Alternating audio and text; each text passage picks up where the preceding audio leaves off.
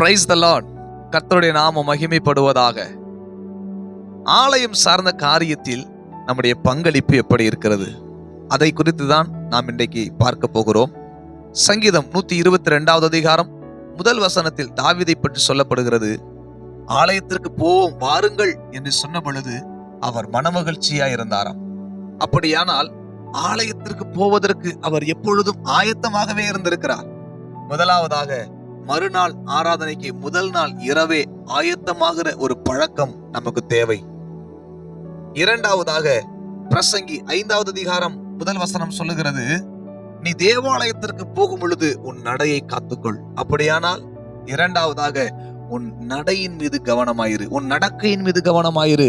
ஞாயிற்றுக்கிழமை ஆராதனைக்கு போக வேண்டிய நாம் மற்ற நம்முடைய அலுவல்களில் சிக்கிக்கொண்டு ஆராதனைக்கு போக வேண்டிய கால்கள் நம்முடைய வேலையை பார்ப்பதற்கு போகக்கூடாது.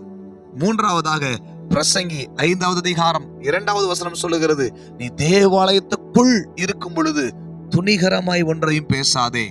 துணிகரமான வார்த்தைகள், எதையாவது ஒன்றை பேசிக்கொண்டே இருப்பது.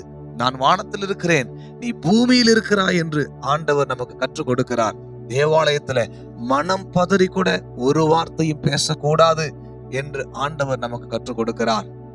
நான்காவதாக, சங்கீதம் 82வது அதிகாரம் முதல் வசனம் சொல்லுகிறது, தேவ சபையிலே தேவன் எழுந்தருளி இருக்கிறார். சபையை குறித்த பயம் நமக்கு தேவை. சபைக்குள்ள அங்கும் இங்குமாக அலைந்து கொண்டே இருக்கக்கூடாது. அது ஜெபிக்கிற இடம்.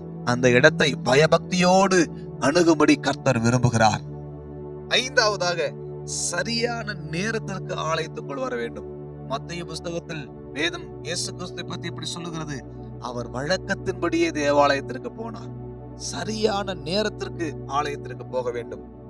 ஆறாவதாக, அப்போஸ்தலர் 2:46 படி சபைக்குள் ஒரு மனம் காணப்பட வேண்டும். ஒரு மனதோடு கூட கர்த்தரை ஆராதிக்கிற ஒரு பழக்கம் நமக்கு தேவை. ஏழாவதாக, 1 சாமுவேல் 1வது அதிகாரம் முதல் வசனம், பொருத்தனையின் ஒரு ஜெபம். ஆலயத்துக்குள் போகும் பொழுது பொருத்தனைகளோடு போங்க, பொருத்தனையோடு ஜெபிங்க. கர்த்தர் உங்கள் ஜெபத்திற்கு பதில் கொடுக்க வல்லவராயிருக்கிறார். எட்டாவதாக, தன்னை அர்ப்பணிக்கிற ஒரு உணர்வு. ஆலயத்துக்குள்ளே தன்னை முழுமையாய் அர்ப்பணித்து ஜெபிக்கிற ஒரு ஜெப அனுபவம் நமக்கு இருக்கும் பொழுது ஆண்டவர் நம்மை ஆசீர்வதித்து, நம்முடைய பலியை முகர்ந்து பார்த்து ஆசீர்வதித்து பெருக பண்ண வல்லவராயிருக்கிறார். God bless you. கர்த்தர் உங்களை ஆசீர்வதிப்பார்.